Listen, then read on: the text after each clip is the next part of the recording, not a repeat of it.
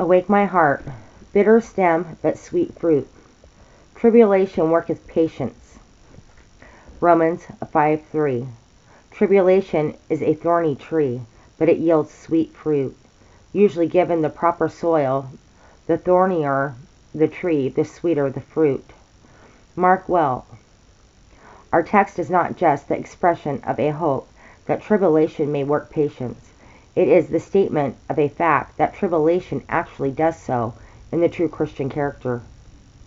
Moreover, in these words and their context, Paul is photographing his own experience. His having borne excessive tribulations was no empty boast. See again 2 Corinthians 11:23 through 28. And even in his impetuous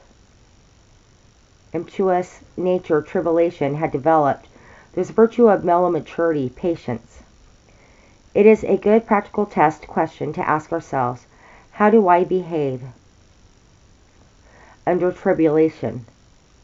Does it engender patience within me? Or its opposite? You and I have not been called to go through tribulations such as beat upon Paul, but in any lesser way that we have incurred tribulation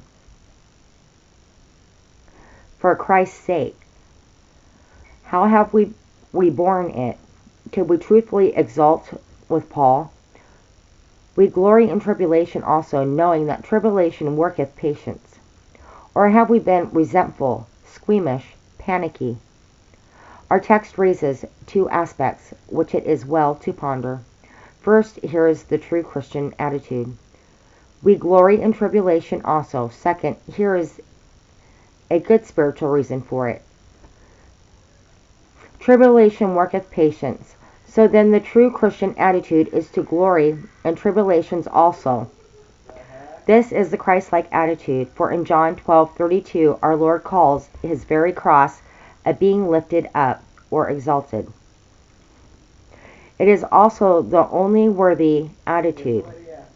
See the other things in which we glory justified. Verse 1, peace with God. 1, access into grace. 2, hope of the glory of God. 2. Shall we glory in these superlative wonders of our salvation, yet unworthily shirk temporary tribulations on earth? Nay, glorying in tribulation should be the accepted attitude, as it was long ago with the apostles, who rejoiced that they were counted worthy to suffer shame for his name. Acts 5:41.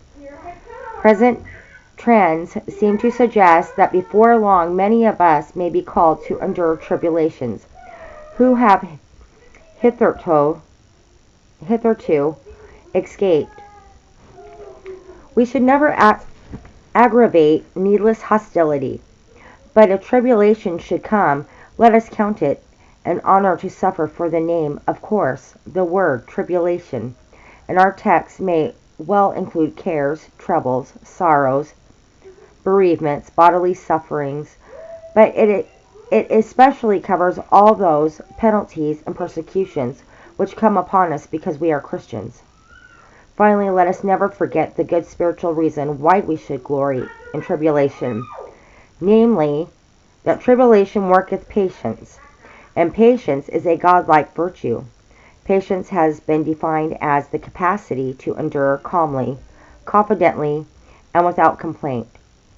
That is surely a mark of rich spiritual maturity, and if tribulation begets it within us, then even tribulation is a blessing.